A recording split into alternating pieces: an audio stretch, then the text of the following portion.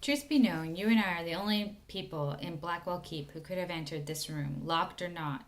A pervasive fear more potent than dragon terror shields the Blackwell from the unworthy. Could I learn to control them? The wizard considered him. Perhaps. But should you try to learn? I think not. These unholy fiends will turn on you and give you given the slightest opportunity. Seek more savory allies than these. With thousands of years of experience, I have rarely attempted to use them. I still consider myself perilously vulnerable. Seth could feel the cold of the lynx through his pants. Could you skip telling the others about this? Most of them don't know I came along yet. I'm hiding out in the reserve. For emergencies.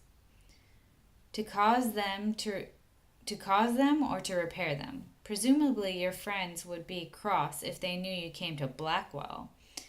They already think I'm an idiot. Agad coughed into his fist. Patton did not share that opinion. He recognized a lot of himself in you. But that worried him because of how many times he narrowly avoided a premature death. I also see great potential in you, Seth Sorensen. Most Shadewalkers are evil to the core. You strike me as quite the opposite. Take care here. A dragon sanctuary is no place for the reckless. Properly applied, courage may serve you well. Curiosity, daring, a thirst for adventure, these will likely lead to your demise. I'll try to remember that. Agad smiled sadly. I have learned not to get too attached to visitors. Whether or not you accomplish your aim here, mere survival would be a noteworthy triumph. You had best get back to your knapsack. Okay, thanks for the advice. The wizard arose. I suppose it goes without saying that I expect never to discover you near the Blackwell again. I'll keep away from the voices. By the way, about telling the others, Agad winked. I won't tell if you don't.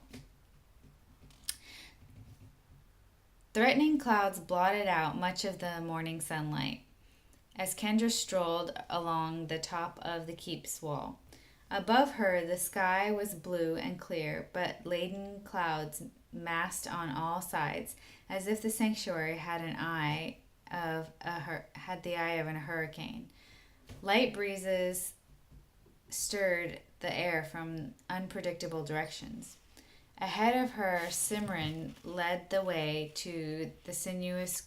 with sinuous grace, the supple scales on her back subtly rippling with each stride. Behind Kendra came Trask, Gavin, and Tanu, the three she had chosen for this final interview with Agad. Simran had explained that Agad wanted to meet inside one of the keep's corner towers. Kendra had awakened with a raw, scratchy throat.